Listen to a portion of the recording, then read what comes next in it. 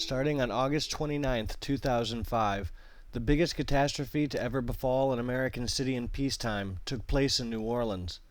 Over 800,000 people were driven from their homes, at least 1,482 were killed, and 80% of the city's buildings and infrastructure lay underwater for weeks. Estimates of the total economic damage to the city is at least $100 billion. In spite of the enormity of the disaster and the extensive media coverage it received, few people understand what really happened in New Orleans or what caused it. Fewer still realize that they too may be living under a similar or even greater threat. In this video, we expose the key myths and misunderstandings about the New Orleans flood and the role the U.S. Army Corps of Engineers played in the city's near destruction. 6 months ago today, the storm hit. Mississippi was slammed. Louisiana's levees broke. The biggest natural disaster in American history. A natural disaster over which we have, no control. It's an act of God, happened. The fact that a major American city went through a natural disaster. Natural disaster. Katrina. Natural disaster. Natural disasters.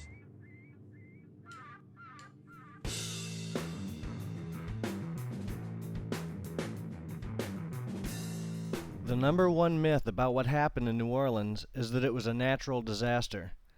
This is false. Though the storm did do some wind damage to the city, this damage could have been repaired within a few months, if not weeks. What catastrophically damaged 80% of the city was flooding, and the flooding was caused by a major systematic failure of the federally engineered U.S. Army Corps of Engineers levee system. The levees and flood walls, designed and built at the cost of millions of U.S. taxpayer dollars, failed in 53 different places. In two neighborhoods, Lakeview and the lower Ninth Ward, levee walls totally collapsed, sending walls of water crashing into homes and businesses at velocities capable of moving structures off of their foundations and tossing cars like toys. Other neighborhoods sat in salty or brackish contaminated floodwater for a month or more because dozens of pumps were rendered useless due to canal wall failures along the discharge channels. Ray Seed, a professor of civil engineering at the University of California at Berkeley, who participated in an in-depth study of the New Orleans flooding, called it the most expensive engineering failure in American history, and quite possibly the second most expensive in human history, second only to Chernobyl.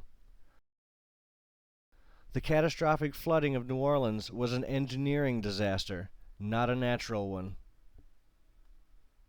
Here's what you need to know. President Bush can propose to pledge another billion or $100 gazillion into rebuilding New Orleans. It doesn't matter. You can't change New Orleans' doomed geography.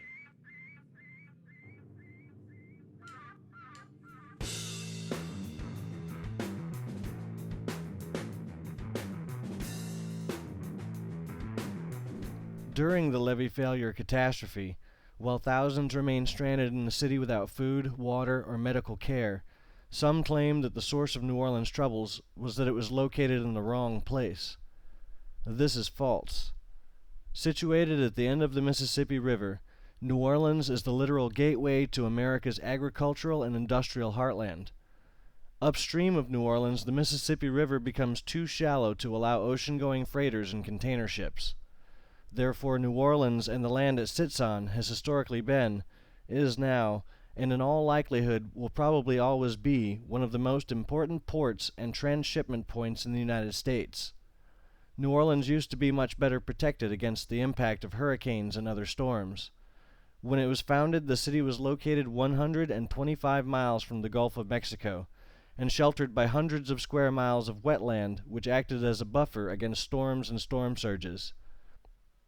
The reckless dredging of over 10,000 miles of canals by the U.S. Army Corps of Engineers as well as oil and shipping interests has fractured and undermined this protective barrier.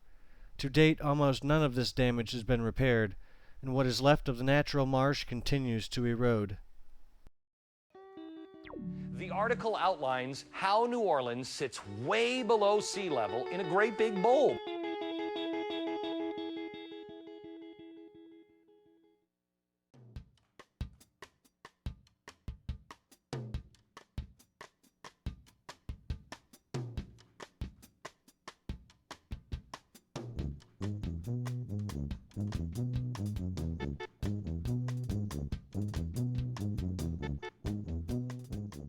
The lower Ninth Ward, which was devastated by the flood, is actually above sea level, as are the city's originally settled areas, including the French Quarter, the Central Business District, the Garden District, Treme, the Marigny, Bywater, and Uptown.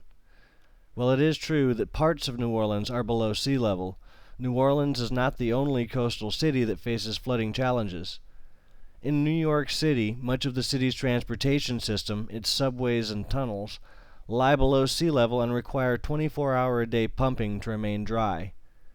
London, the biggest city in Europe and one of the most important financial centers in the world, depends on a massive flood barrier to stay above water during storms. And then there's Holland. For over 400 years, one of the most prosperous and technologically advanced nations on Earth. 24% of the country, including many of its most populated cities and towns, lie below sea level. The country survives thanks to a well-conceived, well-built, and well-maintained levee system.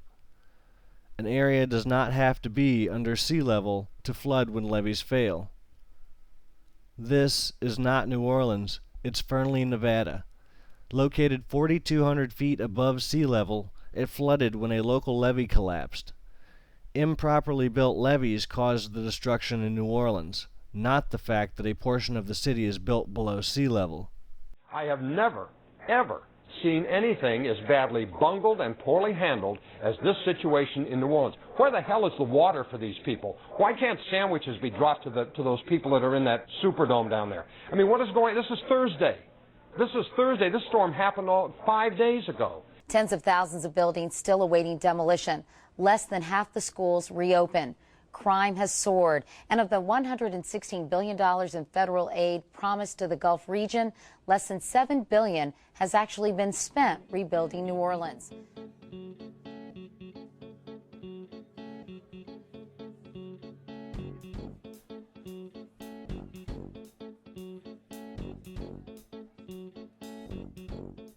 There are taxpayer-funded U.S. Army Corps of Engineers projects in all 50 states. 43% of all Americans live in a county with an area protected by a levee. In 28 states, some levees have been declared by the Corps itself as being in a state of active failure. Here is a short list of American cities that are affected: Detroit, Louisville, Nashville, Pittsburgh, Memphis, Baltimore, Kansas City, Omaha, Portland, Seattle, Honolulu, Jacksonville, Savannah, Albuquerque, Los Angeles, Sacramento, and even Washington, D.C. Many of these places have levees that are in worse condition than the New Orleans levee system was before it failed. Somebody has just dumped rock here. You have to put in engineered rock in order to make this a strong levee. You've got junk holding the levee up here. 100 yards that way, millions of dollars worth of homes. Funny how that works. Surprisingly, the place most at risk to levee failure is Sacramento and the Sacramento River Delta. If this levee below us broke, these houses would be under 20 feet of water? Approximately, yeah. Here in Sacramento, two of California's great rivers come together, the Sacramento and the American. And that means trouble right here in River City, with a huge new population growing behind aging, crumbling levees. Levee failures here would not only devastate cities like Sacramento and Stockton, it would also result in seawater contamination of the only source of fresh water for over 23 million Californians, and render the supply unusable for years. If a hurricane such as Katrina ever visited New Orleans again, I'm convinced that the work that the Corps will be doing, as I've described, will prevent any catastrophic flooding. There will be some flooding, but no catastrophic flooding that has occurred.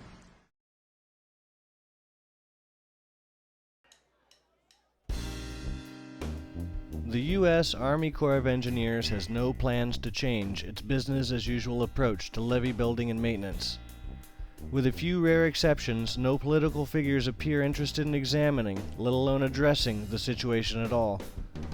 Currently, the U.S. Army Corps of Engineers is without meaningful oversight, and it's just a matter of time before the catastrophe that struck New Orleans is repeated in other parts of the country.